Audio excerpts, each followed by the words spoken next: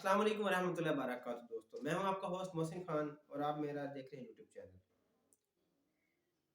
آج ہم جس موضوع پر ڈسکس کرنے جا رہے ہیں وہ بہت ہی اہم مسئلہ ہے زندگی کا۔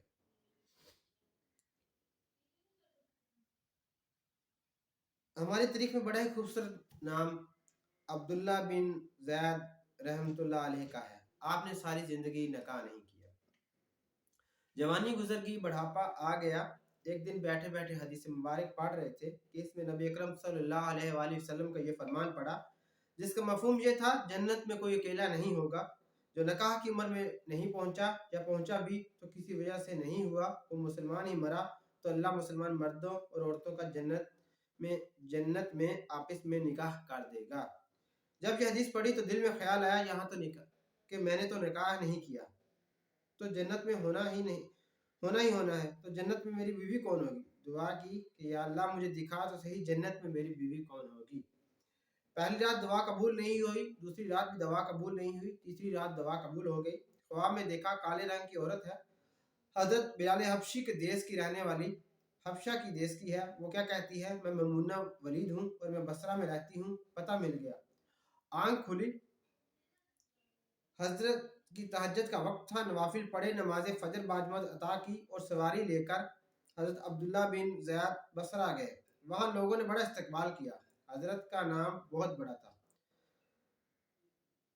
بٹھا کر پوچھا حضرت بتائے بغیر کیسے آنا ہوا؟ خیر تو ہے؟ آپ نے پوچھا یار یہ بتاؤ یہاں کوئی میمونہ ولید رہتی ہے؟ لوگوں نے حیران ہو کر پوچھا حضرت آپ اتنی دور سے چل کر میمونہ ولید سے ملنے آئے ہیں؟ آپ نے فرمایا کیوں، اس سے کوئی نہیں مل سکتا؟ نہیں حضرت وہ تو دیوانی ہے، لوگ اسے پتھر مارتے ہیں۔ حضور نے پوچھا کیوں مارتے ہیں؟ حضور کام ہی ایسے کرتی ہے، کوئی رو رہا ہو تو اسے دیکھ کر ہنسنے لگتی ہے، کوئی ہنس رہا ہو تو رونا شروع کر دیتی ہے۔ وہ اجرت پر پیسے لے کر لوگوں کی بکریاں چراتی ہے، آج بھی ہماری بکریاں لے کر جنگل میں گئی ہے، آپ آرام فرمائیں، عصر کے بعد آ جائے گی، آپ مل لیجئے گا۔ حضرت نے فرمایا عصر کس نے دیکھی ہے؟ وہ کس سمت گئی ہے؟ لوگوں نے کہا حضور جنگل میں نہ جائیں، بہت خوفناک جنگل ہے۔ آپ نے فرمایا بتاؤ کس طرف گئی ہے؟ لوگوں نے بتایا۔ آپ فرماتے ہیں میں نکل گیا۔ آپ فرماتے ہیں جب میں جنگل میں گیا تو وہاں خوفناک جنگل تھا، جنگلی جانوروں کی بھرمار تھی، قدم قدم پر کوئی نہ کوئی چیز کھڑی تھی۔ آپ فرماتے ہیں قربان جاؤں اس عورت کی مردانگی پر، وہ اس جنگل میں اس طرح بکریاں چرا رہی ہے، شیروں نے اس کی بکریوں کو ابھی تک کھایا ہی نہیں۔ اتنے درندے سارے مل کر حملہ کر دیں تو کیا کرے گی اکیلی عورت؟ کس کو روکے گی؟ خیر آپ فرماتے ہیں وہ جگہ جہاں لوگوں نے مجھے بتائی تھی میں وہاں پہنچ گیا۔ جب میں وہاں پہنچا تو میں منظر دیکھ کر حیران رہ گیا۔ پہلا یہ کہ میمونہ ولید رحمۃ اللہ بکریاں نہیں چرا رہی تھی بلکہ اس جنگل میں جائے نماز بچھا کر نوافل پڑھ رہی تھی، اور بکریاں چرانا تو بہانہ تھا، یہ تو بہانہ تھا کنارہ کشی کا۔ لوگ یہی سمجھتے تھے کہ میمونہ نے سارا دن بکریاں چرائی ہیں، لیکن میمونہ بکریاں نہیں چرا رہی تھی۔ دوسرا کیا دیکھا کہ میمونہ تو نماز پڑھ رہی ہے، پھر بکریاں کون چرا رہا ہے؟ بکریاں تو ایک جگہ سے نہیں رکتی، کہیں ادھر ادھر جاتی ہیں، کہیں ادھر۔ آپ فرماتے ہیں کہ میمونہ نماز پڑھ رہی تھی اور شیر بکریاں چرا رہے تھے، شیر ان کے ارد گرد گھوم رہے تھے۔ اگر کوئی بکری بھاگتی تو اس کی فطرت ہے شرارت کرنا، تو شیر اسے پکڑ کر واپس لے آتا، لیکن کہتا کچھ نہیں۔ آپ فرماتے ہیں میں حیران و پریشان کھڑا دیکھتا رہا، یہ کیسے ہوگا؟ یہ فطرت کیسے بدل گئی؟ لوگ کہتے ہیں فطرت نہیں بدلتی، یہ شیر و بکریوں میں یاری کیسے ہوگی؟ آپ فرماتے ہیں میں دنگ و حیران پریشان کھڑا تھا، مجھے نہیں پتا کب میمونہ ولید نے نماز ختم کی اور مجھے مخاطب کر کے کہتی ہیں اے عبداللہ ملنے کا وعدہ تو جنت میں تھا، آپ یہاں آ گئے۔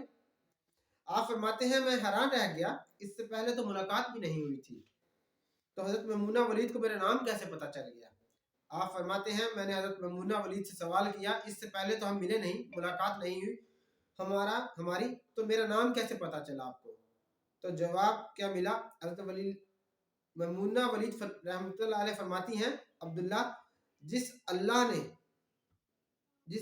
نے رات کو تجھے میرے بارے میں بتایا اسی اللہ نے مجھے آپ کے بارے میں بتایا۔ آپ فرماتے ہیں جس چیز نے مجھے سب سے زیادہ حیران کیا وہ یہ تھا کہ یہ فطرت کیسے بدلی۔ حضرت میمونہ ولید رحمۃ اللہ سے پوچھا آپ یہ بتاؤ یہ شیروں نے بکریوں کے ساتھ یاری کیسے کر لی؟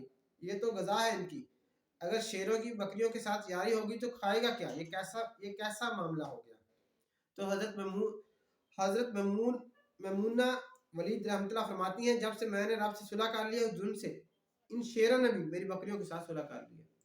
صلو علی الحبیب صلی اللہ تعالی علی محمد. ہمیں اس چیز سے سبق ملتا ہے کہ جب کوئی انسان اللہ تعالیٰ کی راہ میں اپنے آپ کو اللہ کے سپرد کر دیتا ہے تو اللہ تعالیٰ اس کے کاموں کو اپنا کام بنا لیتا ہے. اللہ تعالیٰ کہتا ہے میں انسان کا ہاتھ بن جاتا ہوں, میں انسان کی آواز بن جاتا ہوں, میں انسان کے کاموں میں آ جاتا ہوں. اللہ تو انسان کی شارک سے زیادہ قریب ہے. تو کوشش کریں اللہ کے ساتھ دوستی قائم کریں. صلو علی الحبیب صلی اللہ تعالی علی محمد.